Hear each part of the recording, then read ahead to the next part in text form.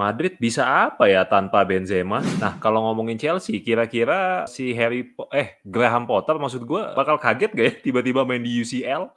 Nah, Haaland ini kan emang sangar banget, tapi sesangar apa ya dia kalau ke mantan klubnya? Kira-kira berapa gol nih untuk mantan? Set piece, rumahnya fans sepak bola.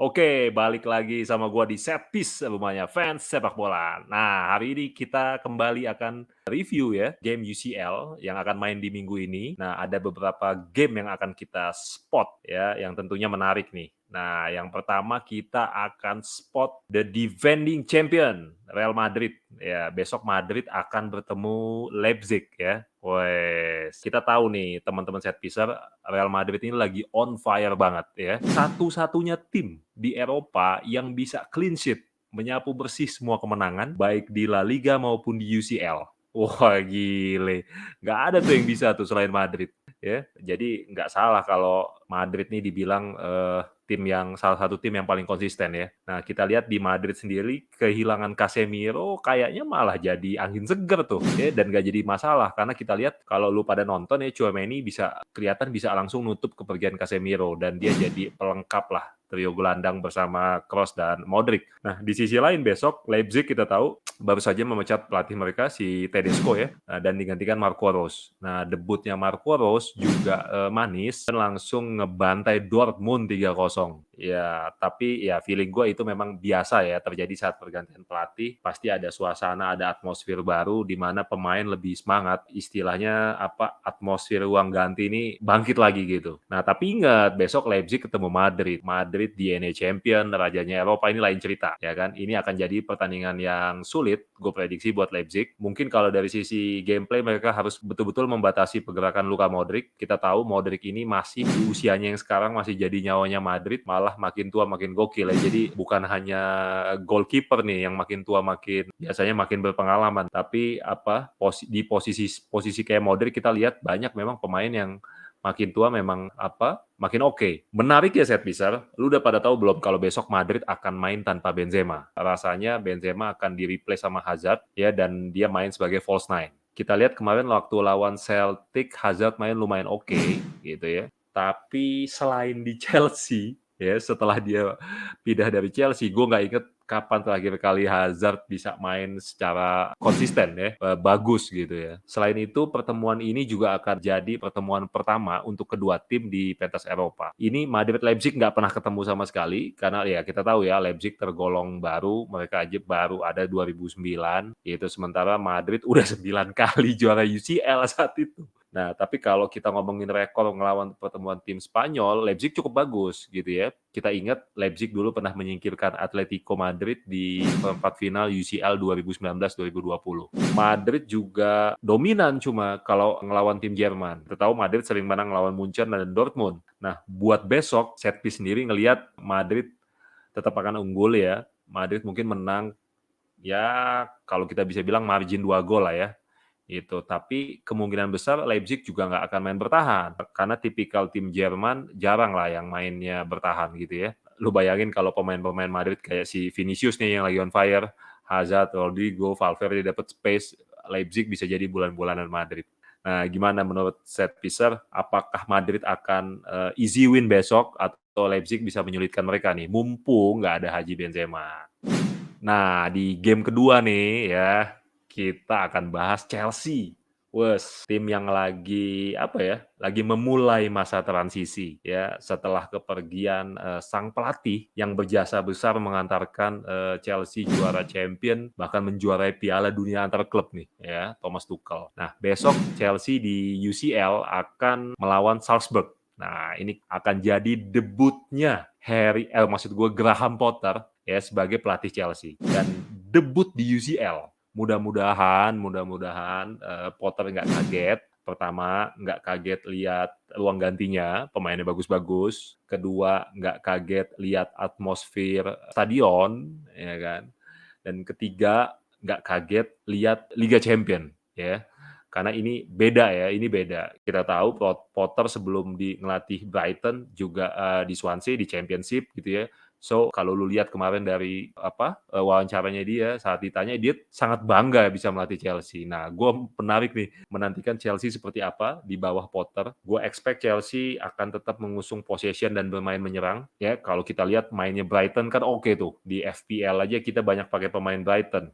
Gua sih maksudnya. Dan menarik juga kita nantikan starting line up-nya nih. Nah, dan formasi apa yang dipakai Potter. Gue yakin, kalau gue sih ya yakin nggak bakal sama tuh sama Tuchel. Ya, jadi besok kita lihat apakah tetap 3 back atau bisa menggunakan 4 back. Walaupun di Brighton, Potter juga sering bermain nama 3 back gitu.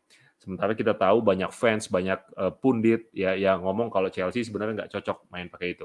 Kalau kita ngelihat pola-pola di tahun-tahun belakang ya, Chelsea memang kerap memecat pelatih yang di tengah musim. Dan uniknya nih set piece ya, Chelsea berhasil menjuarai kompetisi Eropa ketika mereka memecat pelatihnya di tengah musim. Kalau kita ingat di 2011-2012, Andre Villas-Boas ya dipecat, pelatih Portugal itu, diganti Di Matteo, dan Di Matteo langsung sukses ngebawa juara UCL. Dan kita tahu musim depannya Di Matteo dipecat, gitu, digantikan oleh Rafa Benitez. Dan waktu itu Chelsea ingat juara Europa League ya. Kemudian di 2020-2021 juga kita tahu saat dilatih oleh Frank Lampard dan kemudian dipecat, Chelsea digantikan Tuchel yang kemudian membawa Chelsea juara UCL. Nah, menarik kan? Apakah pola ini akan terulang kembali untuk The Blues? Menarik kita tunggu. Nah, tapi kalau ngomongin pertandingan besok, kita tahu lah secara kualitas Salzburg jelas kalah dibanding Chelsea, gitu ya.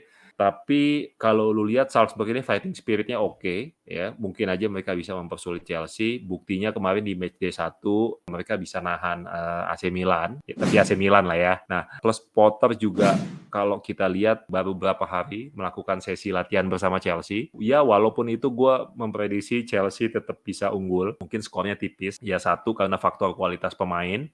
Kemudian main di Stamford Bridge juga, dan Salzburg juga ya tergolong tim baru lah ya untuk main di UCL. Sedangkan kita tahu di skuad Chelsea saat ini ada Silva, ada Aspi, ada Kante, ada Kovacic, ya sudah berpengalaman lah untuk pertandingan-pertandingan kayak gini. Itu jadi ya rasanya Chelsea harusnya masih unggul, tapi mungkin tipis ini ya, karena ini dalam masa transisi.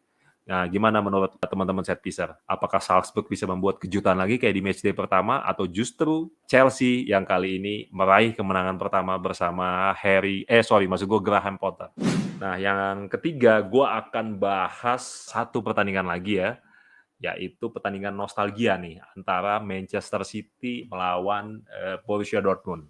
Ini kayaknya bakal sulit nih buat Dortmund ya. Ya, walaupun secara form di 5 pertandingan terakhir Dortmund nggak jelek-jelek banget lah ya, 3 kemenangan tapi 2 kali kalah. Tapi gua rasa City masih cukup sulit buat dikalahin. Kalau lihat waktu matchday pertama ya, Dortmund jelek banget mainnya gitu ya saat dibantai Leipzig 3-0. Memang saat ini performa Dortmund, pemain-pemainnya lagi decrease banget. Pemain-pemain kayak Reus, Brand, Bellingham lagi main jelek. Dan Dortmund kelihatan kurang kreatif. Saat lawan Leipzig pun mereka sulit untuk nyiptain peluang. Nah, ini bakal ngelawan City nih. Nah, tapi menariknya ini ada Erling Haaland. Nah, kita tahu bahwa Haaland saat membela Dortmund itu luar biasa besar kontribusinya dan terlibat mungkin hampir di setiap fase build up-nya Dortmund. Dia kuat buat nahan bola dan sering kasih assist juga untuk teman-temannya. Menurut catatan kita, Haaland itu berhasil nyetak 15 gol dan 2 assist dalam 13 kali. Coba penampilannya bersama Dortmund di Champions League. Luar biasa gak? 15 gol dalam 13 kali penampilan. Nah, bahkan kalau kita ngomongin semua kompetisi, di 89 pertandingan bersama Dortmund, Haaland bisa bikin 86 gol. So, kehilangan Haaland kali ini ya akan merepotkan Dortmund karena kontribusi gol assist di semua pertandingan sangat luar biasa di semua kompetisi termasuk di Champions League. Saat ini kalau kita lihat kondisi Dortmund, mereka mengandalkan striker yang tua ya, Modeste itu usianya udah 34 dan baru bikin 1 gol dari 7 pertandingan. Sial sebenarnya karena Dortmund sudah menyiapkan Sebastian Haller, tapi langsung menepi karena menjalani operasi kanker testis kalau gue nggak salah. Nah, di sisi lain ya, teman-teman set piecer, kita tahu City on fire, belum kalah di EPL, di UCL musim ini. Bahkan kita tahu Haaland menggila banget gitu ya, dan dimanja banget oleh supply dari lini tengah. Kayak udah main lama tuh sama KDB, sama Bernardo, sama Gundogan. Sebenarnya kita nggak kaget lah kalau Haaland akan gila juga di partai ini ya. Bahkan kalau dia nyetak hat-trick ya udah wajar lah gitu. Apalagi kemarin kita tahu tim-tim Inggris punya waktu lebih banyak karena kemarin EPL kita tahu libur untuk menghormati kepergian dari Queen Elizabeth. Ini artinya secara stamina pemain City akan juga jauh lebih unggul. Nah, pertandingannya sendiri menurut kita akan jadi pertandingan yang terbuka dan mungkin saling menyerang ya. Gue ngerasa dua tim ini nggak akan ada yang main bertahan, jadi akan saling serang terus, kasih counter gitu ya. Dan kalau kita bicara itu, maka kualitas pemain City pasti jauh lebih baik dari sisi efektivitas dan nyiptain peluang, passing, create chances gitu. Dan secara rekor City juga masih sedikit lebih unggul ya. Kita tahu ada mereka udah 4 kali ketemu, City 2 kali menang, sekali seri dan sekali kalah. Nah, yang terbaru di musim kemarin ya, kalau nggak salah City menang lawan Dortmund di babak perempat final di Champions League. Tapi itu Dortmund-nya masih oke. Kalau kita lihat catatan Dortmund lawan tim Inggris ya, dari 31 kali mereka cuma menang 11 kali. Jadi catatan Dortmund buruk nih kalau lawan tim Inggris. Sementara City kalau ngelawan tim Jerman ini jauh lebih dominan. Dari 32 kali laga melawan tim-tim Panzer, City bisa menang 20 kali. Tapi tetap teman-teman Dortmund bisa aja menang, peluang tetap ada di sis champion ya, dan City belum pernah juara champion. Peluang ada walaupun kecil, tinggal kita berharap bahwa besok mungkin jadi hari sialnya Haaland gitu ya, supaya UCL makin seru nih. Mungkin itu Set Piece ulasan dari gua tentang game week besok nih di UCL ya. Tentunya partai-partai ini menarik untuk kita saksikan dan nanti kita lihat seperti apa pertandingannya. Apakah Haaland akan setega itu kepada mantannya? Kita lihat besok. Sampai ketemu lagi di Set Piece, rumahnya fans sepak bola. Adios. Jangan lupa like and subscribe, pencet loncengnya, jadi kita upload, teman-teman tahu. Jangan lupa follow akun TikTok dan IG kita di Set Piece. Dan bagi yang belum subscribe, silakan subscribe, like, komen, dan juga tonton video-video ini karena biasanya akan ada bagi-bagi giveaway ya bro ya.